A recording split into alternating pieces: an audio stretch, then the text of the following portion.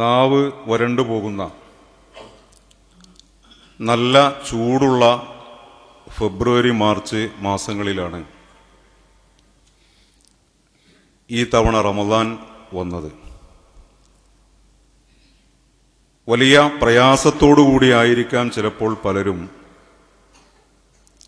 നോമ്പെടുത്തത്. എന്തുകൊണ്ടാണ് ഇങ്ങനെ നമ്മൾ പ്രതികൂലമായ ഈ ഒരു കാലാവസ്ഥയിലും നോമ്പെടുക്കുന്നത് എന്ന് ചോദിച്ചാൽ, പടച്ച തമ്പുരാന്റെ കൽപ്പന നമുക്കുണ്ട് എന്നതാണ് അതിൻ്റെ മറുപടി. അള്ളാഹുവിൻ്റെ തീരുമാനത്തിന് മുമ്പിൽ ആ തീരുമാനത്തെ ഓരോ സമയവും അനുസരിക്കേണ്ടവരാണ് നമ്മൾ എന്ന ബോധത്താലാണ് വിശുദ്ധ റമദാനിൽ നമ്മൾ നോമ്പ് നോറ്റത്. പവിത്രമായ ഈ വേദഗ്രന്ഥം,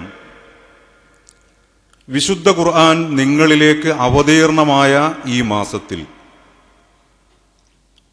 ആരെങ്കിലും സാക്ഷികളായിട്ട് ഉണ്ട് എങ്കിൽ അവർ നോമ്പെടുക്കണം. അള്ളാഹുവിൻ്റെ തീരുമാനത്തെ, അള്ളാഹുവിൻ്റെ നിർദ്ദേശങ്ങളെ മുസ്ലിം എന്ന നിലക്ക് നമ്മൾ അതിനെ ഏറ്റെടുത്തതാണ്. ഇന്നലെ വരെ നോമ്പെടുത്ത നമ്മൾ ഇന്ന് നോമ്പെടുക്കുന്നില്ല. ഒരാൾ അതീവ തഖ്വ പുലർത്തുന്നതിൻ്റെ ഭാഗമായിട്ട് പോലും ഇന്ന് നോമ്പെടുക്കാൻ അയാൾക്ക് പറ്റില്ല. കാരണം ഇന്ന് നോമ്പെടുക്കരുത് എന്നത് അള്ളാഹുവിൻ്റെ മറ്റൊരു നിർദ്ദേശമാണ്.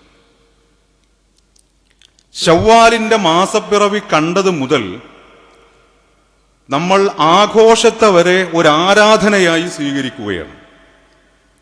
അല്ലാഹു അക്ബർ എന്ന നാമമുച്ചരിച്ച് ഫിത്ർ സക്കാത്തുമായി ബന്ധപ്പെട്ടുകൊണ്ടുള്ള ഭക്ഷണപ്പൊതികൾ വിതരണം ചെയ്ത് അള്ളാഹുവിൻ്റെ മുമ്പിൽ ധാരാളമായിട്ട് നമസ്കരിച്ച് നമ്മൾ ഈ ഇബാദത്ത്, ഈ ആഘോഷത്തിലേക്ക് പ്രവേശിക്കുകയാണ്. എന്തുകൊണ്ടാണ് ഇങ്ങനെ നടക്കുന്നത് എന്ന് ചോദിച്ചാൽ, അങ്ങനെയാണ് അത് ചെയ്യേണ്ടത് എന്നതാണ് അള്ളാഹുവിന് നമ്മളോടുള്ള നിർദ്ദേശം. അപ്പോ വിശ്വാസികൾക്ക് അള്ളാഹുവിൻ്റെ ഇത്തരം തീരുമാനങ്ങളോട് നമ്മുടെ നിലപാട് എന്നത് അതനുസരിക്കുക എന്നതാണ്.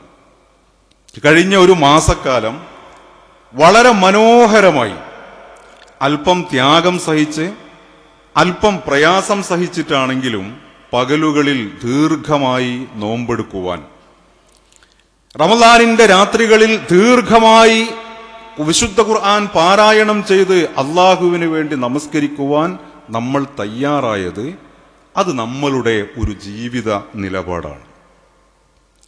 റമദാനിൽ നാം കാത്തു സൂക്ഷിച്ച ഈ ഒരു ജാഗ്രതയുണ്ടല്ലോ, അള്ളാഹുവിൻ്റെ തീരുമാനങ്ങളോട്, അള്ളാഹുവിൻ്റെ നിർദ്ദേശങ്ങളോട് ഞാനിതാ ചേർന്നു നിൽക്കുന്നു എന്ന് നമ്മൾ കാണിച്ച ആ നിലപാടും ജാഗ്രതയുമുണ്ടല്ലോ, അത് ഈ വിശുദ്ധ റമദാനിന് ശേഷമുള്ള സമയത്തും ജീവിതത്തിൽ പിന്തുടർത്തുക എന്നത് വളരെ പ്രധാനപ്പെട്ടൊരു കാര്യമാണ്.